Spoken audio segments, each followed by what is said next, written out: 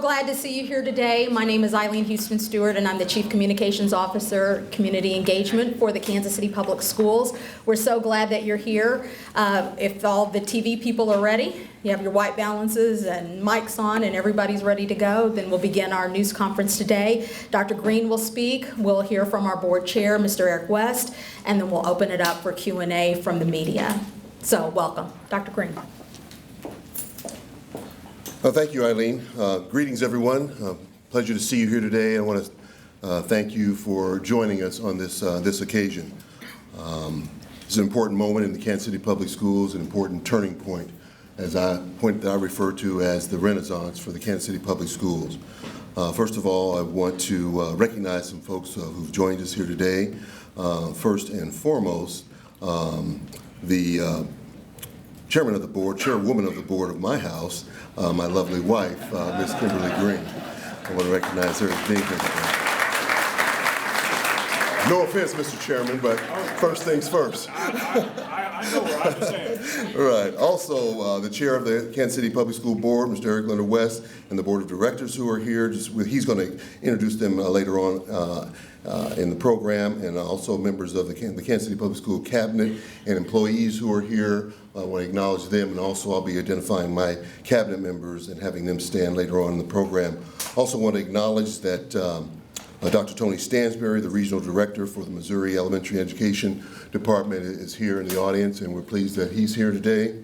Also, Dr. Gaden Caruth, the Executive Director of Cooperating School Districts of Greater Kansas City, and she's in the audience today. And with her are my colleagues, those who labor in the field. I want them to stand and be recognized. All the superintendents that are here today on behalf and supporting us here today, they're here in full force.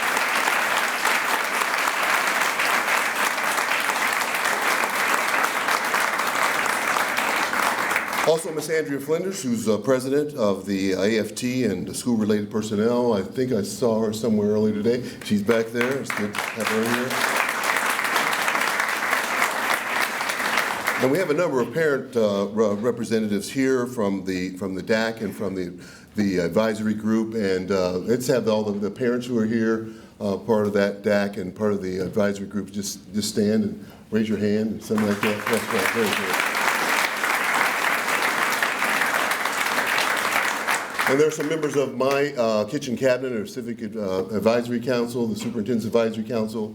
They're here. There's some waving in the back there. You can wave their hands, etc. I don't know. And also, we have a number of business leaders and partners, folks who have MOUs with us that are working diligently with us, and we want to make sure that I want to express my appreciation personally for you being here in support of us today.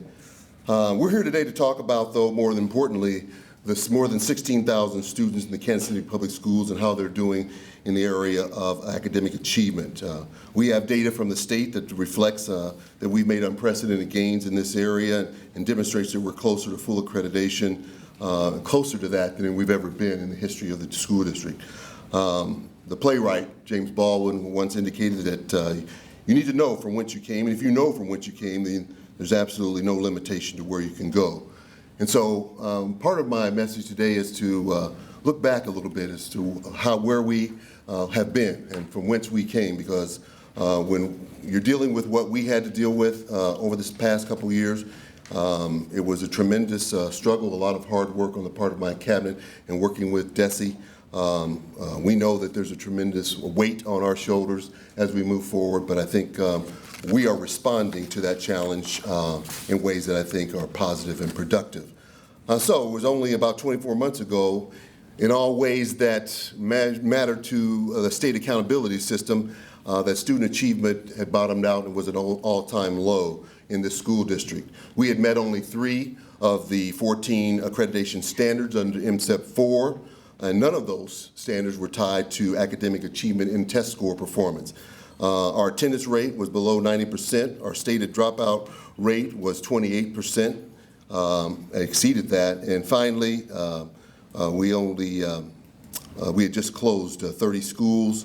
We had reduced our workforce by 900 employees, and teachers had not received a raise in 3 years. So the morale, for all intents and purposes, was pretty low.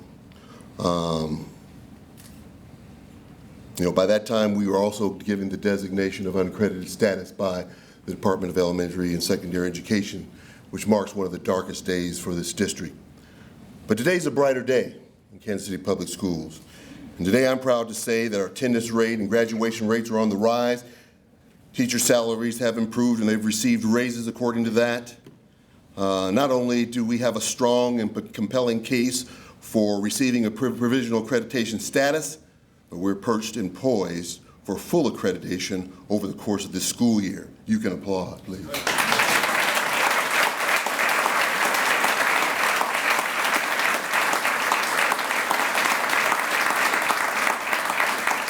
According to the numbers that came out from DESE yesterday and that were posted to us a few days before, our students and schools have scored 84 APR, that's our annual progress report points, or 60% if you're looking at percentages, which exceeds the 70 points or the 50% needed for qualification for provisional accreditation.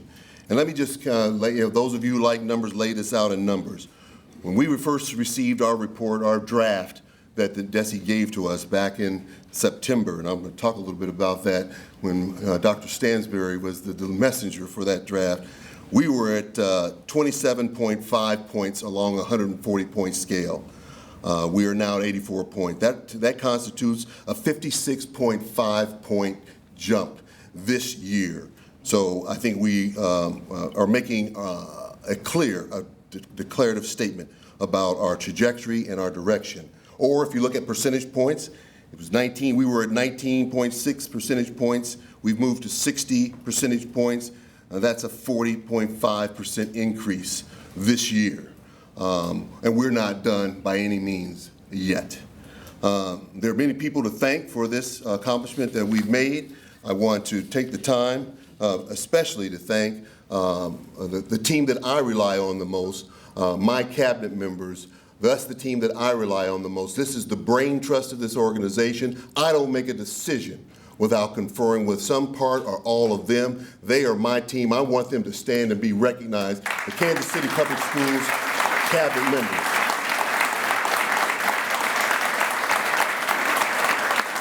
Thank you. Also want to thank our principals. They are our leaders in the building level and front line there. Without them, we cannot get the job done. And I want to just personally thank them for their contribution to our efforts thus far. And then our teachers, those who are here and those who are right now, at work, engaged with our children, want to thank them. They are the front line with our children. And they are the ones who engage our children on a daily basis and inspire and move them forward. And then to our students, some who are here, some who greeted you when you came in the door. They are the beneficiaries, but they also are the true source of inspiration. If you're any kind of educator at all, it's children that inspire you to do what you do. And so I want to thank them for what they've done, because they've responded to our call for performance on the state assessment and have done well at that. Thanks to our parents, who really are close to our students, obviously, and we cannot do our work without them and their support. And they have been with us side by side, even through the dark days. They have been with us. And that's really a big message I want to say to all of you who are here today. You've been with us, my fellow superintendents, through the dark days. And now we're coming into the light and you're here with us. And I just want to say thank you for that. All of our community partners and volunteers who are side by side with our students as they struggle with the circumstances that they're facing in their communities, struggle with the circumstances they're facing either at home or even sometimes at school, et cetera. Struggle with self-esteem issues and people believing in them, and they have prevailed, and we're proud of them. Provisional accreditation, should the state board grant us the opportunity to receive that, is good, but it's not good enough.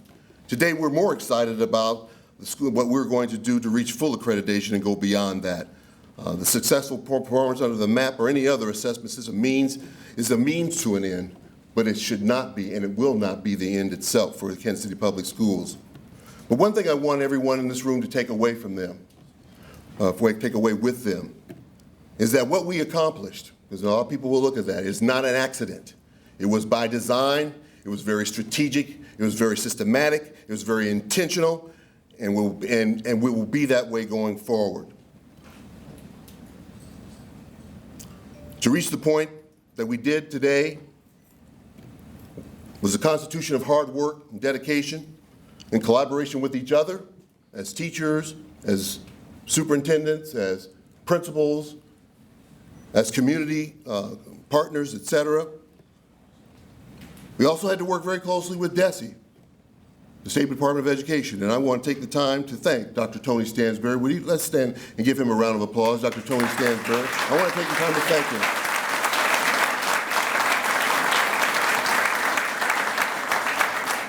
He came alongside of us, and it was in those dark days. Here's the date, September 29, 2012. I got a visit from Dr. Tony Stansbury, and he said, Steve, the MSIP-5 draft is just out, and they've indicated where you are. And you are at 19.6% or 27.5 points, the lowest in the state. And I said a few things. And that's between me and Tony. What happened in that room stays in that room. I said a few things about what I thought about that. But then I refer to it as a break point for me and a break point for the school district. I call it a break point because moments like that, either they break you or they make you stronger for having persevered through the break. That's right. And so after a few moments of frustration, I'll use that word, then it's time to get down to the business and go to work and gird yourself and get ready for what you got to do. Pulled my cabinet together, said this is what we got in front of us and this is how we're going to go about it. That led to the creation of what we call full court press. We went into full court press basketball term. We went into full court press mode. And we basically said, it's all out, it's all in. Full court press in basketball is when you're up against the wall, you want to change the game, you want to turn the momentum in your favor, and you want to go for it. So we did. We moved into a very strategic plan. In fact, on January 11th, we actually had completed that plan, and we had the Deputy Commissioner, Dr. Margie Van Dieven, with us, and she came here to Kansas City. We presented our plan. They said, this is where we think we're going to be. This is not going to be an accident. We see how far down we are, but this is where we think we're going to be. She was gracious enough to entertain our presentation for about a couple of hours, and we thanked her for coming here. On January the 24th, Commissioner Nicastro, she took up our invitation, she came here. We presented, my team and all, we presented our plan. She was gracious enough to accept our invitation and receive our message, and she said, persevere forward, and we did. So then we moved into the process. I just want to give you a little bit of history. I'll go quickly through this. We were 27.5, but we knew our data well enough to know that there were some mistakes on the DESE website and some corrections, and they have an appeals correction. This is March 2013. And there's some corrections that need to be made, and we found some things that needed to be revised, and so we moved from 27.5 to 38. Then we worked with our high schools, and I see Dr. Walker back there somewhere, and one of our high school principals. We went to work on what we needed to do with the end-of-course assessment, got our folks ready for that, embedded that into our teaching and learning, and we improved. Maybe perhaps better than we thought we would in algebra, biology, English 2, government. Added 11.5 more points, and we're 49.5. Oh, look out now. Closing in. Then we looked at our college and career readiness, an area where we've been strong all along. We continued our work in that area. Added 22 more points. Oh, we're 71.5. That was by June. We knew we were in range. And then our elementary schools, grades 3 through 8 came in, elementary middle schools came in with another 12.5 points, and there we are at 84. And so, while a lot of focus is on the 84 points, and we want to celebrate that today, this is just the beginning. We're just getting started. We're going to work. And so we're going to celebrate this achievement today, but after today, my teammates, Dr. Walker, back to the drawing board and back to work. We have our SMART goals laid out for this year. Those SMART goals, and maybe those you don't know what the acronym stands for, they're specific, measurable, attainable, relevant, and timely. And we are ready. We have those rolled out. They'll be all over the district. Everyone will see them. Any school you go into, any business, any part of our business you go into, you'll see where they are. And we already know that we had 19 schools make the APR, as individual schools, the annual performance report, but we had 12 others that did not. And those schools will go into triage, intensive care, and we have a strategic plan for them. To reach full accreditation, we must continue our intentional, our strategic, and our sustainable work. And now we go into full court press phase 2. Full court press phase 2 has a number of features to it. I won't go into a lot of detail here, but one of them has to be targeted at the areas where we did not do so well. We did not get a single point in our English language arts area. That is a targeted area for us. That is unacceptable that we did not get points in that area, and so we're going to go about the business of mapping our strategic plan to address that. We know that only 30% of our students are proficient or advanced level. That is unacceptable. But we know with the growth that we've had, that growth will eventually translate into status. So we will continue our march along those lines. So we're going to work better, we're going to work smarter, we're going to be more focused. Yes, we want to take time to recognize what we've accomplished today, but more importantly, you should know, as we know, we're not satisfied. And this is just the beginning of the renaissance of the Kansas City Public Schools. At this time, I'd like to introduce the leader of the board that supports me.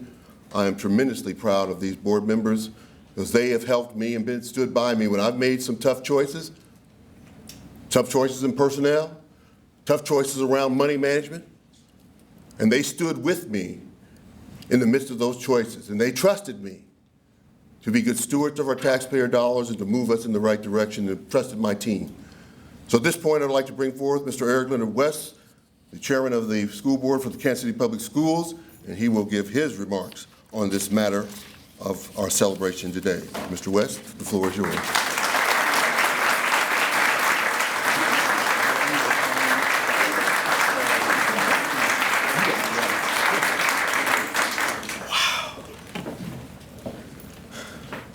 You know, I've been doing this for a while. You wouldn't think I'd still be nervous.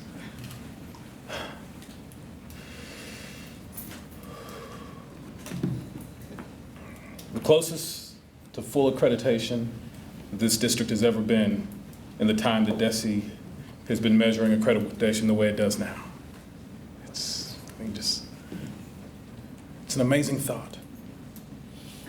And so many thought that we could not be here, but here we are in this room, packed to capacity. Hope there's not a fire marshal around. People standing in the hallway.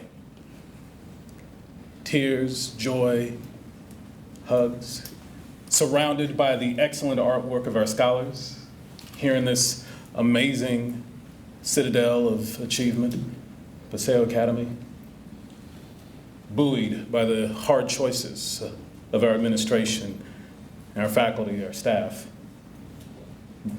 buoyed by the hard work of our scholars, our families. And this is where it brings us to. Another major milestone on the journey. Before I offer my remarks, I want to give a shout out to a few folks we have in the audience. I see some elected officials made it in. I see State Representative Ellington.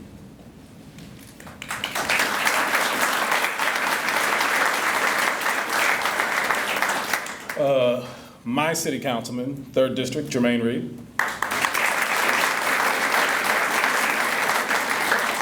State Senator Paul Lavoda, thank you for being here with us. Did I miss any other electeds that snuck in?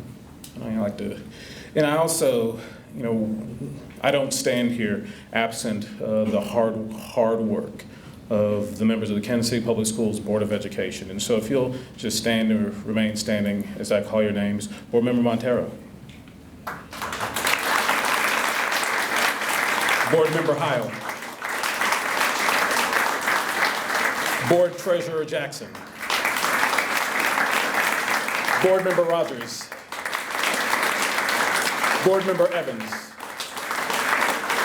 Board Member Hand. And the Vice Chairman of our board, Chris Monrea. Your Kansas City Public Schools Board of Education.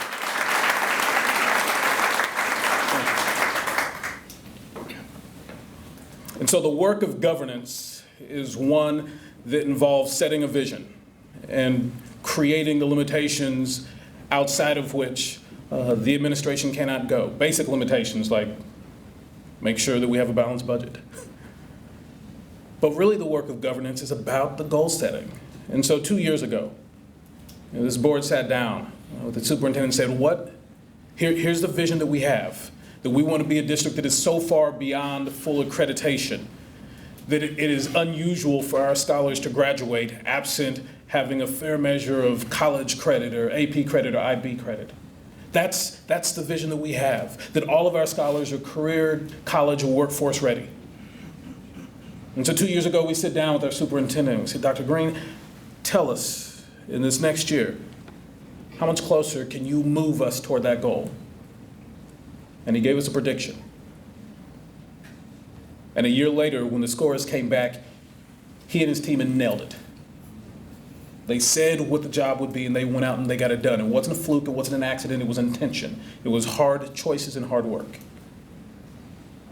And so then last year, as a board, we have this conversation again. Dr. Green, here is our vision, that every scholar in this community graduates, workforce, career, college ready.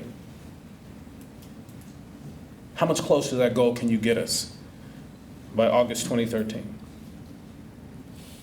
And he said, I think that if we continue the path, if we continue the work, if we continue this focus on scholar achievement, if we can inspire our entire staff to continue to be in it to win it, that I believe that we can pass the threshold mark of provisional accreditation.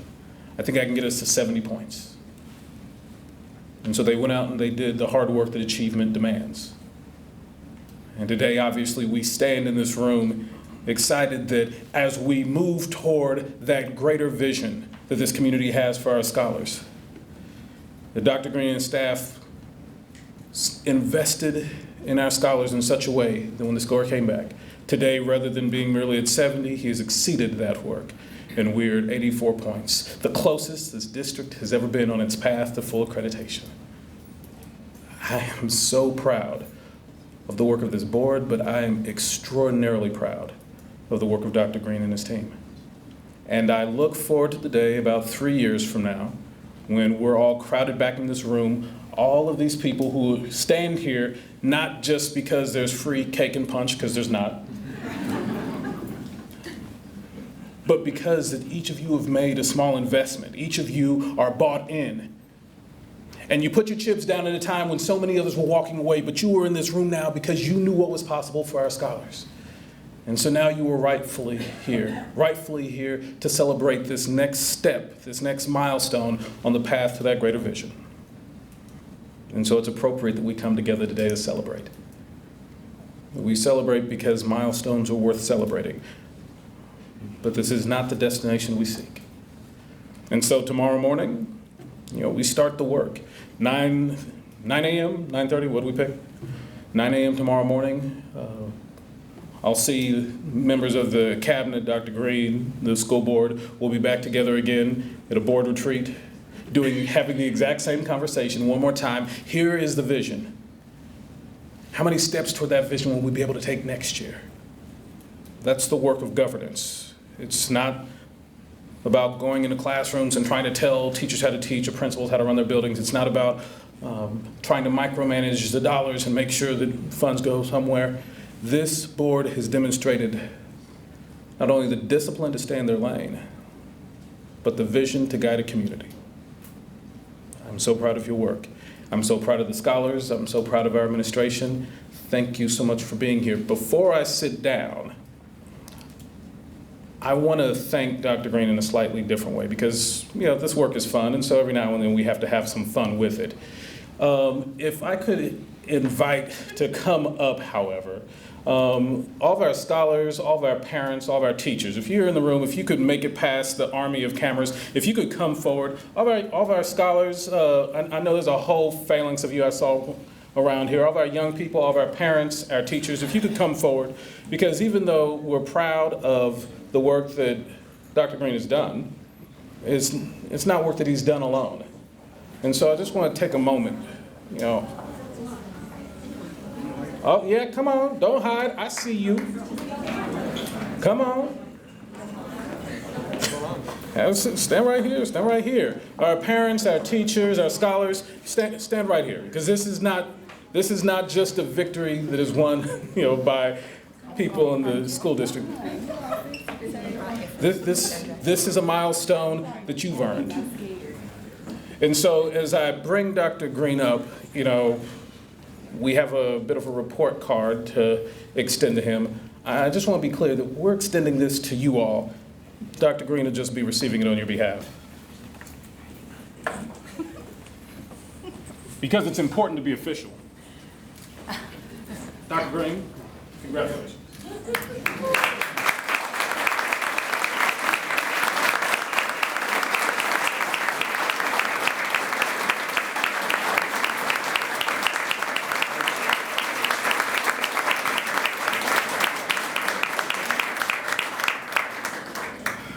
Thank you. Certified. Congratulations.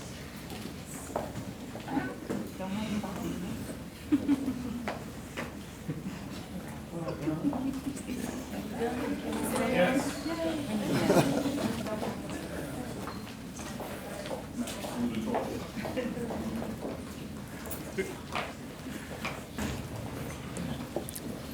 So make sure you put that on your refrigerator. I'll be coming by to check, just to make sure.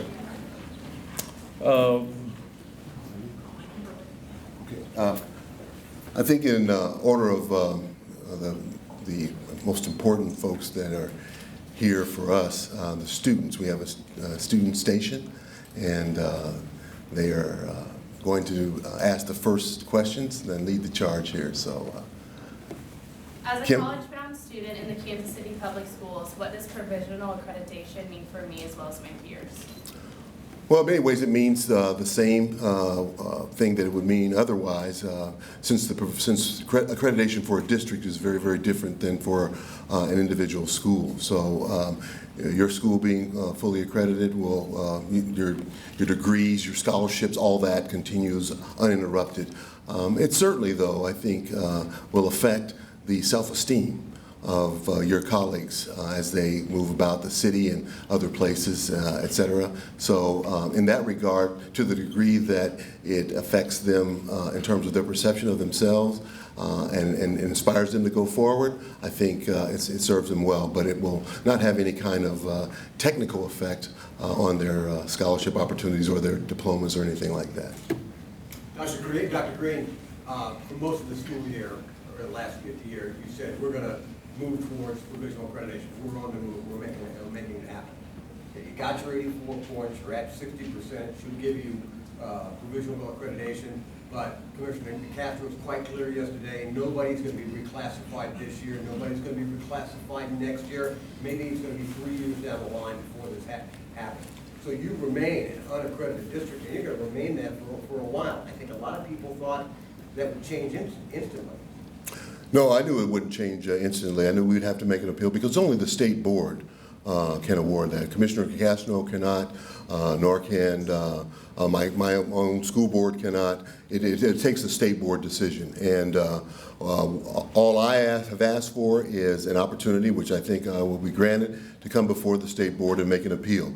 It is my understanding that there is the flexibility, particularly under MSEP 5, to render a decision in special situations, unique situations, to render a decision in advance of the 3-year window. And I know the question will come up about sustainability, and my contention is last year, under MSEP 4, we showed progress. We improved in 10 of the 14 standards and made it in 5, moved from 3 to 5, and really we're knocking on the door of 6, which would have been provisional accreditation eligibility. This year, I think you can see that we made tremendous strides. I think that suggests a trend of improvement, the kind of trend of improvement that the state wants to see in terms of student growth. And so I think we bring a pretty strong case, and I just hope that we are allowed to bring that case before the state board. But isn't there a sense here that you've gone through at least a phase of this maze, and there's no cheese at the end of it? No, there's not. Yes, Sandra? Can you talk about why it's important to fight for this today now, to get it this year versus just waiting for that 3-year period to Right. pass? Critically important. I think what you're raising is the transfer issue that looms large for unaccredited school districts. I think, and you've heard me say that, I think it would be tragic, it would be unfortunate, it would be traumatic to the school district who have to, if we are in the spring, given what we've accomplished over the last 2 years, if we're in the spring and suddenly the transfer, the Supreme Court satisfies the court decision, gets rendered, and that's allowed to move forward. That puts us at significant risk as a school district. Therefore, we'd have to pay the tuition, we'd have to pay the transportation for students to exit the school district and go to neighboring school districts that are accredited. I just think it would be very, very unfair for us, and I will fight for us to get some kind of consideration and recognition of what we've accomplished. That should not be in vain, given what this community and given what this school district has done. And that's the argument that I will be making. Mr. Green, the state, as has been said, the state does want to see 3 consecutive years of data under the new system before they change the accreditation status of any district. And those of us who have been in Kansas City for quite some time know that this district has been provisionally accredited before. It's been unaccredited in previous years. Mm-hmm. It's been a roller coaster ride for over the last few decades. What can you tell people today to assure them that the status, the grade you have achieved is not a fluke, that you can do it again and do it again? Yeah, well, I think it speaks to the system that we have in place that is a system that allows us to monitor and measure student performance. And I invite anyone, whether it's representatives of DESE, C-Trust, anybody else, to come in and witness the system that's in place that allows us to understand where students are. We are on course. The revolving door, the roller coaster is over. It is done in this school district, and we will sustain what we have accomplished and build on that to the next level. I think we're in prime position to do that. We're committed to doing that, and it doesn't take you to look very long. You see the board support that we have, you see the administrative team that's in place. Those are all indicators of our readiness to take that to the next level. Yes, it's a hard argument in terms of given the history of the way things have gone, but we're not tying our future to the past. How difficult is it going to be to keep your momentum going when you've made such great strides this year with growth points in the picture? Well, yeah, growth points, and then you got status and progress points that we need to go toward, and we're poised for that. Our full court press 2 speaks exactly to sustainability. We know that the bar gets higher. In addition to, it's going to be harder to sustain what we've already done. We are very keenly in tune with that, and we know exactly what we need to do. We know exactly where we need to position our scholars for success in this model. And actually, what I want to get to a point is that becomes standard operating procedure, and we push beyond that and push our scholars to learning beyond that to get ready for the 21st century. But this is the accountability system under which we labor. We know that system. That's why we were able to do what we did. We know that system, as well as many members of DESE know that system. And so we understood that, and we conducted ourselves accordingly in order to advance and position our scholars for success in that system. And we know that system is a moving target. The benchmark changes every year. And then to hang on to what you've already accomplished, that gets harder every year. We know that, and we're ready for that. Well, given that you work so hard and seem to be so familiar with these standards, then how do you explain the reading score? No points. Yeah, that's unacceptable, as I said. And we looked at our system and we saw some flaws in that system. We didn't say it was a perfect system that we have in place. It's a work in progress. It was not fine-tuned in that area the way it needs to be. But I'm here to tell you, it will be fine-tuned. The people that have oversight of that area know how I feel about that. So it will be addressed, and you will see gains in English language arts this year that you didn't see, next year that you didn't see this year. And so we found some areas where we were out of alignment. And therefore, because we were out of alignment, we didn't get what we were asking for and expecting. And so we've got to correct that. You've got at least one district wanting to mimic your truancy efforts. How much weight do you put on that? You've got 7.5 points for attendance this year. Yeah, we put a lot of weight on that. That's about making sure, it's a community effort as well, making sure that our scholars are in school. That issue around truancy and attendance is really critical, and Dr. Luis Cordoba, who's here in the audience back here, spearheads that for us. And we will certainly be willing to share what we've done, but we pull out all the stops. We know that we have a very mobile community, so we track students down. We don't have a GPS system just yet, Ty, but we are getting close to that, where we will know where every student is. And we will say, you know what, you shouldn't be over at that filling station right now. You're showing up on our screen. You need to be right back here in class. Dr. Green, going back to testing, do you believe that our state-required testing is an efficient and accurate way to measure the progress of the students within the state of Missouri, especially the Kansas City Public Schools?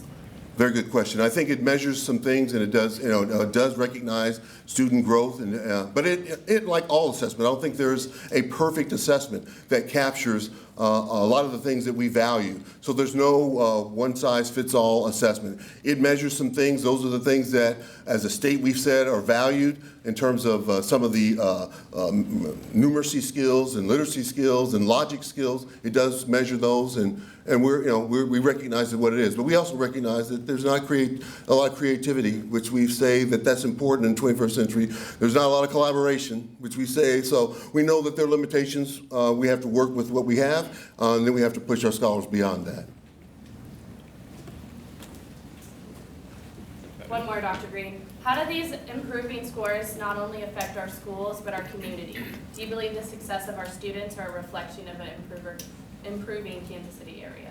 Answer to your second question, yes, and that almost answers the first question. I think there's a direct correlation to I could tell how excited this city is across in many areas for our success. I could tell how we were, that we were being watched, and that we become in some ways an indicator, because we work in the urban core where our free and reduced lunch, our challenge, our degree of difficulty is tougher because of that. We understand that. We've taken on that challenge, that we're mission driven in that area, and my colleagues who surround me are supporting me here. They're here because they know that the success of this district, in many ways, ties directly to their success in many ways in this community in terms of economic development, in terms of its own prosperity. So it is a very, very tightly connected web when we look beneath the surface, and we need to rally around that support. So this progress, even though it's again, progress from a deep depth down, this progress is significant, and that's why everyone's here today,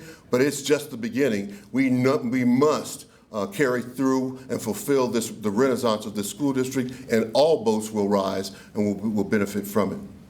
I'm sure every unaccredited or provisionally accredited school district is looking at Kansas City and going, what can we incorporate? We too want to be that accreditation, or make a 40% point jump. What would you tell other superintendents? My advice to them was we came in with a laser-like focus. We made some tough choices to stop doing some things and strip away some things that were no longer serving us well. The reference was made to the kind of up and down the revolving door. Programs over the course of various superintendents have been added but not removed, so it's still on the books. We were able to discontinue some of those programs that were 3, 4, 5 years old, not being used, and reallocate our resources, and we focused them on the top priority. The top thing on the agenda every cabinet meeting is student achievement. Everything else rallies around that. And so we'll be happy to share some of the other strategies and tactics that we took on, but that would be my first advice to any superintendent. Laser-like focus and weed out everything else except for that. Make that your top priority, and that will begin your climb out of a hole, because we were climbing out of a deep hole. So we had to do some things that many others may not have to do because it wasn't already in place. But we had to put some systems in place that gave us a true read on where our students were, and that's why we were able to predict where they would be, because we have some predictive aspects of those assessments that said if the student were taking the assessment today, this is where they're likely to score. And we took that seriously, and we used that data to adapt to our instruction and to position our students to say that you're going to go into that assessment feeling comfortable and successful. It is not going to be a fear exam, a high anxiety exam.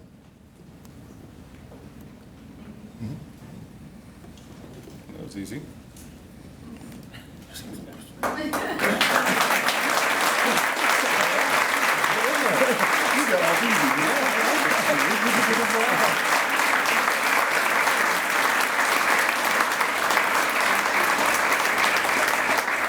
Mr. West, you didn't know this, but we do have cake. And so thank you to everybody for coming. If you want to grab interviews, Dr. Green and Mr. West and board members will be available, and we'll be serving cake in just a few minutes. Thank you for being here today.